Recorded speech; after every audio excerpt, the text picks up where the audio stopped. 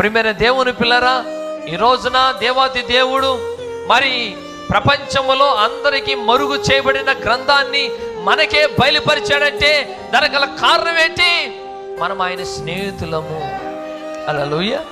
అందుకే తండ్రి తెలియజేసిన వాటిని మీకు నేను తెలియచేయుచున్నాను. హల్లెలూయా.